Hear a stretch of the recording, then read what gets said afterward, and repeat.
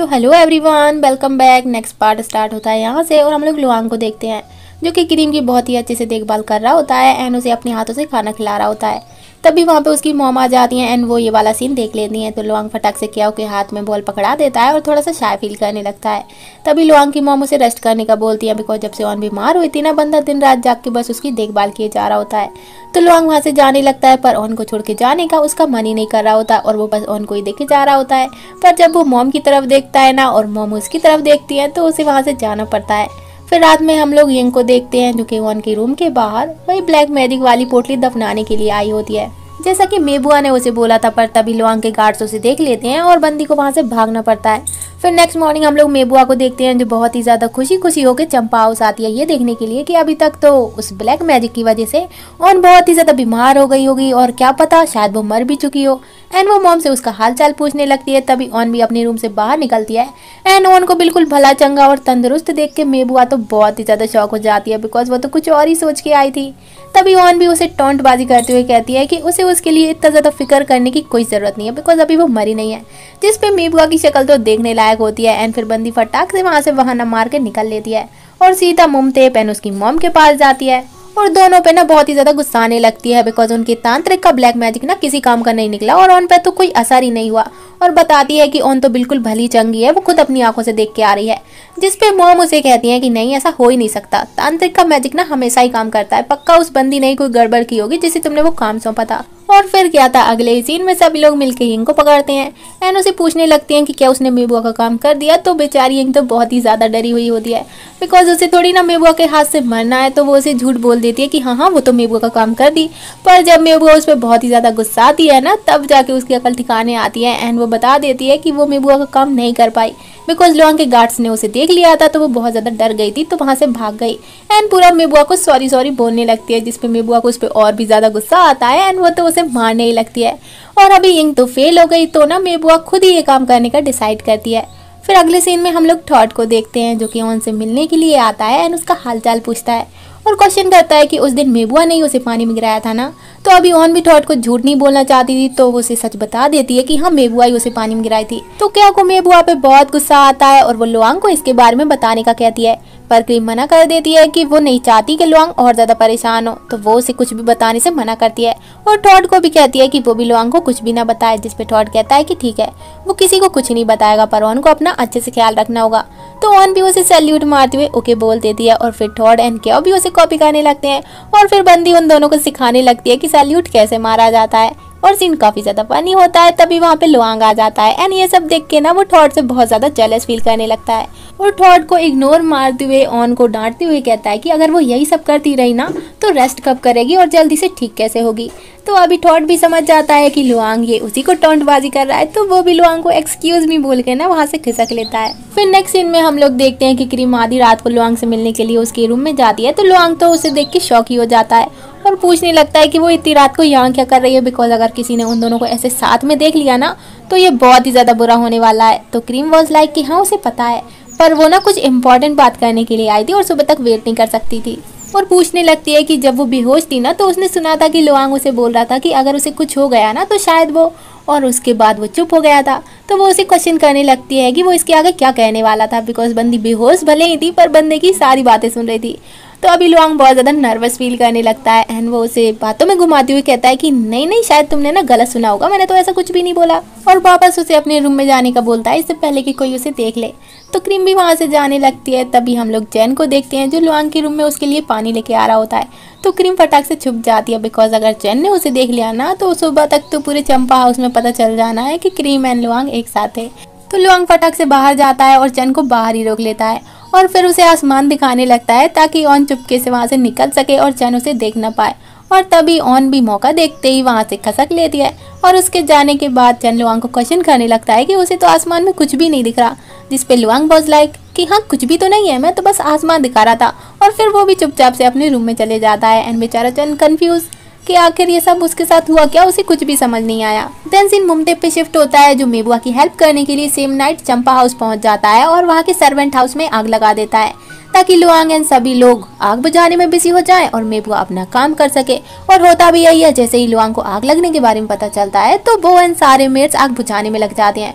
और उसी बीच मेबुआ भी ऑन के रूम के बाहर वो ब्लैक मैजिक वाली पोटली दफना देती है और वहाँ से निकल लेती है। और हम लोग देखते हैं कि जब ऑन अपने रूम में सो रही होती है तभी एक ब्लैक स्मोक उसकी बॉडी में एंटर कर जाता है और अब ऑन पे उस ब्लैक मैजिक का असर होने लगता है एंड वो बेहोश हो जाती है। फिर सीन नेक्स्ट मॉर्निंग शिफ्ट होता है और चंपा हाउस में फिर से सभी लोग ऑन की वजह से बहुत ज़्यादा टेंशन में होते हैं बिकॉज ऑन को होश ही नहीं आ रहा होता है एंड उसकी बॉडी भी बहुत ज़्यादा गर्म होती है। तो सभी लोग सोच रहे होते हैं कि कल तक तो ऑन बिल्कुल ठीक थी, तो उसे सडनली क्या हो गया। वहीं ऑन भी सपने में ना खुद को पानी में डूबते हुए देख रही होती है जहाँ कोई उसका पैर पकड़ के उसे नीचे खींच रहा होता है। तो ऑन सपने में ही हेल्प के लिए जोर जोर से चिल्लाने लगती है। तो अभी तो लुआंग एंड बाकी सभी लोग और भी ज़्यादा परेशान हो जाते हैं।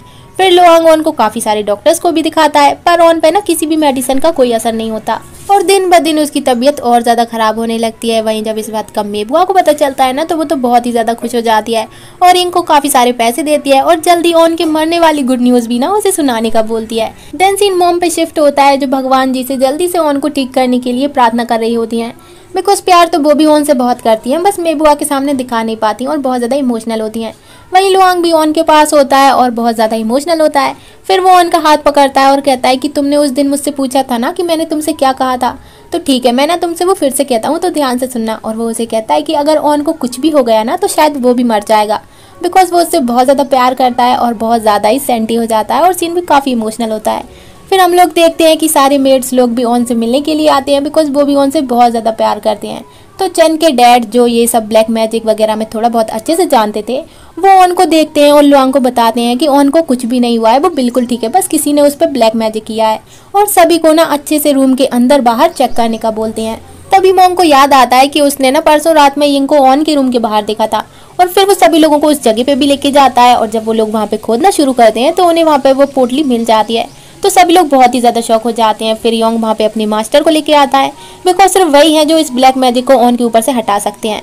फिर इसके बाद मास्टर अपनी सेरेमनी करना शुरू करते हैं और मंत्र वंत्र पढ़ने लगते हैं। तो वो ब्लैक स्मोक ऑन की बॉडी से बाहर निकल जाता है एंड वापस उसी तांत्रिक की बॉडी में एंटर कर जाता है और उस बंदे के मुंह से ब्लड निकल आता है। वहीं मास्टर को भी स्मोक की वजह से तांत्रिक की लोकेशन पता चल जाती है और वो भी सभी लोगों के साथ वहाँ पे पहुंच जाते हैं एंड उसे क्वेश्चन करने लगते हैं कि वो किसके कहने पे ऑन को मारना चाहता है, पर वो तांत्रिक उसे कुछ भी नहीं बताता। और फिर क्या था, दोनों जन के बीच फाइट होने लगती है और दोनों ही अपनी अपनी मैजिकल पावर्स का यूज करते हैं। पर तांत्रिक हार जाता है तो वो ब्लैक स्मोक बन के ना वहाँ से भाग लेता है। तो मास्टर लुआंग को बताते हैं कि कोई ऑन को मारना चाहता है एंड उसे और भी ज़्यादा केयरफुल रहने का बोलता है। वहीं फिर नेक्स्ट सीन में हम लोग क्रीम को देखते हैं जिसे फाइनली होश आ जाता है और वो फिर से नॉर्मल हो जाती है। तो सभी लोग उसे वापस से नॉर्मल देख के बहुत ही ज़्यादा खुश होते हैं और लुआंग की भी जान में जान आती है। फिर हम लोग लुआंग के गार्ड्स को देखते हैं जो फाइनली यिंग को पकड़ लेते हैं और लुआंग के पास लेके जाते हैं। तो अभी पनिशमेंट के डर की वजह से ना यिंग उसके सामने सब कुछ कन्फेस कर लेती है कि ये सब कुछ ना मेबुआ ने उससे करवाया था। तो मेबुआ के ऊपर लुआंग को बहुत ज़्यादा गुस्सा आता है। फिर सीन शिफ्ट होता है और हम लोग मेबुआ को देखते हैं जिसे जैसे ही ऑन के मरने के बारे में पता चलता है ना तो वो तो बहुत ही ज़्यादा खुश हो जाती है और फटाक से पथोम के साथ चंपा हाउस पहुंच जाती है। पर जब वो क्रीम को लुआंग के साथ आते हुए देखती है ना तो ऑन को जिंदा देख के तो मेबुआ को इतना बड़ा वाला शौक लग जाता है ना कि मत ही पूछो। एंड वो उसे बोलती है कि तुम अभी तक मरी नहीं, जिस पे लुआंग कहता है कि तुम्हें क्यों लगा कि ऑन अभी तक मर चुकी होगी, और या शायद तुमने उस मेड के मुंह से सुना होगा, है ना। और तभी वो वहाँ पे यिंग को भी बुला लेता है बिकॉज ऑन के मरने वाली ये झूठी न्यूज़ मेबुआ तक उसी ने तो भिजवाई थी ताकि वो उसका रिएक्शन देख सके। और फिर यिंग को सभी के सामने मेबुआ का सच बताने का बोलता है। तो यिंग भी मेबुआ की पोल पट्टी सभी के सामने खोल के रख देती है जिस पे मेबुआ मना करने लगती है कि नहीं उसने ऐसा कुछ भी नहीं किया और वो तो इस मेड को जानती भी नहीं है। पर यिंग कहती है कि नहीं वो सच बोल रही है, ये सब कुछ मेबुआ ने ही उससे करवाया था, वो कसम खा के कहती है एंड इसमें उसकी कोई भी गलती नहीं है। तो मेबुआ भी एक्सेप्ट कर लेती है कि हाँ ये सब कुछ उसी ने किया था बिकॉज वो उनको मारना चाहती थी। बट तभी कहानी में ट्विस्ट आता है एंड वो कहती है कि तुम मुझसे यही सुनना चाहते थे ना, है ना लुआंग, बिकॉज मैंने तुम्हें कितनी बार बोला है कि ये सब कुछ मैंने नहीं किया पर तुम्हें तो मुझ पे यकीन ही नहीं है। और फिर सारा ब्लेम ऑन पे डालने लगती है कि ये सब ना ऑन ने खुद के साथ करवाया होगा ताकि वो तुम्हारी सिंपैथी ले सके। और बताती है कि उस दिन ना ऑन ने उसका काफी ज्यादा मजाक उड़ाया था और बताया था कि तुम इसके लिए बहुत ही ज्यादा ऑब्सेस्ड हो और अगर तुम्हें मुझ पे बिलीव नहीं है तो तुम पतोम से पूछ सकते हो। तो अभी पतोम तो अपनी बहन मेबुआ का ही साइड लेती है और कहती है कि हाँ मेबुआ सच बोल रही है। तो अभी ओन को भी काफी ज्यादा गुस्सा आ जाता है एंड वो मेबुआ पे गुस्साते हुए बोलती है कि तुम्हें ये सब झूठ बोलते हो, बिल्कुल भी शर्म नहीं आती है ना। और फाइनली वो भी सभी को बताई देती है कि उस दिन मेबुआ ने ही उसे पानी में गिराया था और कहती है कि जब तक वो डूब नहीं गई थी ना तब तक मेबुआ वहीं खड़े होकर सब कुछ देख रही थी, पर उस दिन ना वो फेल हो गई बिकॉज लुआंग ने उसे बचा लिया था। तो अभी उसने ये ब्लैक मैजिक यूज किया उसे मारने के लिए और रोते हुए कहती है कि ये सब तुमने इसीलिए किया ना बिकॉज तुम लुआंग से बहुत प्यार करती हो, पर तुम्हारी ये सब करने से क्या लुआंग तुम्हें प्यार कर पाएगा। और बहुत ही ज्यादा इमोशनल भी हो जाती है। पर बेचारी ओन के पास मेबुआ के अगेंस्ट कोई भी प्रूफ नहीं होता, तो मेबुआ एक बार फिर से बच जाती है और लुआंग भी कुछ नहीं कर पाता। एंड मॉम भी जल्दी से ये सारे मैटर को एंड करने का बोलती है बिकॉज पहले काफी सारा तमाशा हो चुका था। एंड फाइनली ये इतना सारा मेलोड्रामा होने के बाद लुआंग सभी को बताता है कि उसे सुपीरियर का ऑर्डर आया है तो उसे बैटल में जाना पड़ेगा। तो अभी ये सुनते ही सभी लोग बहुत ज्यादा परेशान हो जाते हैं और मॉम भी बहुत ज्यादा शॉक हो जाती हैं बिकॉज वो पहले ही अपने हस्बैंड एंड बड़े बेटे को खो चुकी हैं और अगर लुआंग को भी कुछ हो गया तो पता नहीं उनका क्या ही होगा। पर लुआंग उन्हें समझाता है कि कुछ भी हो उसे बैटल में तो जाना ही पड़ेगा ताकि वो अपने राज्य को प्रोटेक्ट कर सके। तो मेबुआ उसे पूछने लगती है कि उसे वापस आने में कितना टाइम लगेगा और उनके मैटर का क्या, मतलब उनकी शादी का क्या। तो लुआंग उन्हें कहता है कि जब तक वॉर खत्म नहीं हो जाती वो वापस नहीं आ सकता और इसमें कितना भी टाइम लग सकता है। और रही बात शादी की तो लुआंग मेबुआ के पेरेंट्स से जाके मिलता है और उन्हें अपने बैटल में जाने के बारे में बताते हुए कहता है कि पता नहीं उसे वापस आने में कितना टाइम लगे और वहाँ पे क्या हो। तो वो मेबुआ को अपने साथ बांध के नहीं रखना चाहता और मेबुआ की शादी किसी सूटेबल बंदे को ढूंढ के उसके साथ करवाने का बोल देता है, जिसपे मेबुआ की मॉम तो फटक से रेडी हो जाती है बिकॉज उन्हें भी पता है कि अगर युद्ध में लुआंग मर गया तो उनकी बेटी मेबुआ का क्या होगा, उसे तो पूरी लाइफ ऐसे ही गुजारनी पड़ेगी और वो नहीं चाहती कि मेबुआ को अपनी पूरी लाइफ ऐसे बितानी पड़े।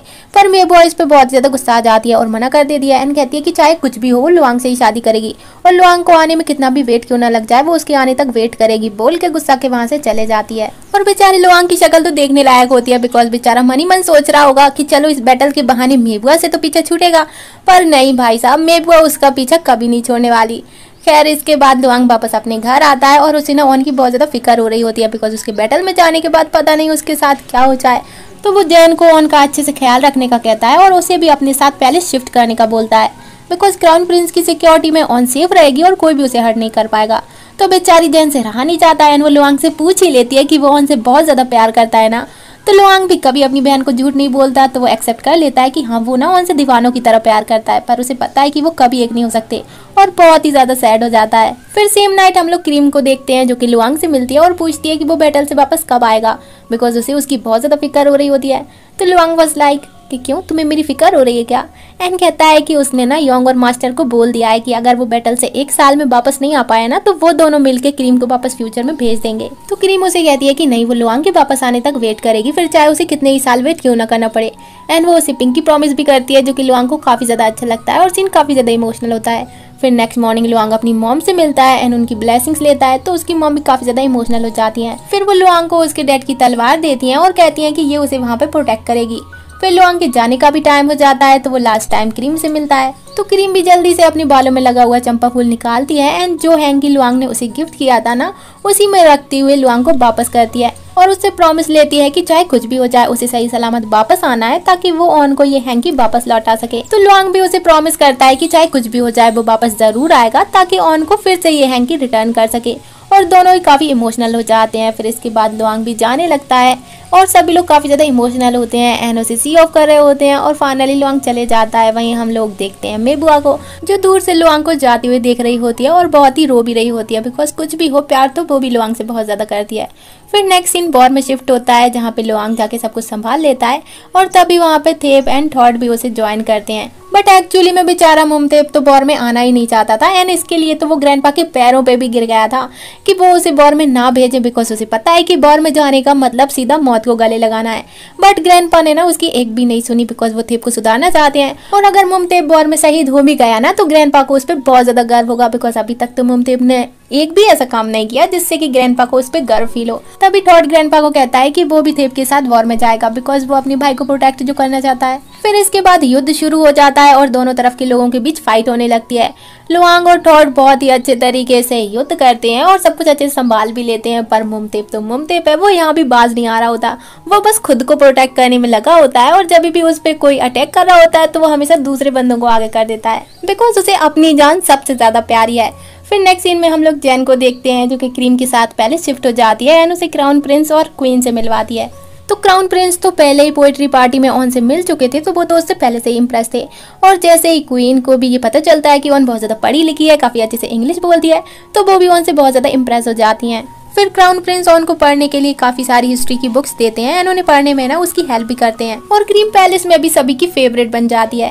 देन सीन लुआंग पे शिफ्ट होता है, जो रात में ना आसमान की तरफ देखते हुए बस ऑन के बारे में ही सोचे जा रहा होता है बिकॉज वो उसे बहुत ज्यादा मिस कर रहा होता है। वहीं दूसरी तरफ ऑन का भी सेम हाल हो रखा था बिकॉज उसे भी लुआंग की बहुत ज्यादा फिक्र हो रही होती है। तभी वहाँ पे जैन आ जाती है एंड उसे पूछती है कि वो उसके भाई के लिए क्या फील करती है और बताती है कि ये क्वेश्चन ना वो लुआंग को भी पूछी थी। तो क्रीम बहुत ही ज्यादा एक्साइटेड होते हुए उसे पूछने लगती है कि तो लुआंग ने उसे क्या जवाब दिया था। इस पे जैन वाज लाइक कि ये सवाल ना तुम खुद को पूछो, जो तुम फील करती हो वही वो फील करता है, और वहाँ से चले जाती है एंड क्रीम सोचने लगती है कि आखिर लुआंग ने जैन को क्या आंसर दिया होगा। फिर नेक्स्ट मॉर्निंग हम लोग मेबुआ को देखते हैं, जिसे जैसे ही क्रीम के पैलेस जाने के बारे में पता चलता है तो वो भी फटाक से पैलेस पहुंच जाती है उसे टॉन्टबाजी करने के लिए बिकॉज वो जैन की रिलेटिव है ना, तो पैलेस में आसानी से आ जा सकती है। और जैसे ही वो ऑन के हाथ में बुक्स को देखती है तो उसे टॉन्टबाजी करने लगती है कि पढ़ना लिखना तो मेंस का काम होता है, वो पढ़ लिख के क्या करेगी, इट्स वेस्ट ऑफ टाइम, और कहीं तुम ये सब कुछ करके अमीर बंदों को फंसाना तो नहीं चाहती। तो इस पे क्रीम भी उसे अच्छे से ही सुनाने लग जाती है और कहती है कि उसे ना अमीर बंदों को फंसाने में कोई भी इंटरेस्ट नहीं है, वो तो बस नॉलेज के लिए पढ़ती है ताकि वो दूसरों की तरह स्टूपिड ना दिखे। तो मेबुआ उसकी इंसल्ट करते हुए कहती है कि अगर ऑन का यही बिहेव रहा ना तो कोई भी लड़का उसे पसंद नहीं करेगा और शायद उसे बिना हस्बैंड के ही रहना पड़े। बट तभी क्या फटाक से बोलती है कि किसी और का तो पता नहीं पर लुआंग क्रीम को बहुत ज्यादा पसंद करता है बिकॉज वो पढ़ी लिखी है और उसकी काम में हेल्प भी करती है, जो कि लुआंग को बहुत ज्यादा पसंद है। तो अभी ये सब सुन के तो मेबुआ को बहुत ही ज्यादा गुस्सा आ जाता है और अपनी इंसल्ट होते हुए देख के ना वो वहाँ से खसकने में ही अपनी भलाई समझती है। वहीं हम लोग मुमतेब को देखते हैं, जो बैटल होने का फायदा उठा के ना लुआंग को मारने का प्लान करता है और फिर रात में अपने बंदों के साथ मिलकर लुआंग के ऊपर अटैक कर देता है। तो लुआंग भी उससे फाइट करने लगता है पर उसे पता नहीं चलता कि ये मुमतेब है बिकॉज उसने अपना फेस कवर किया होता है। देन फिर मुमतेब लुआंग के ऊपर तलवार से अटैक करता है और लुआंग को बहुत ज्यादा चोट आ जाती है और ये वाला पार्ट यहीं पे कंप्लीट होता है। Then see for the next video, sayonara, bye bye.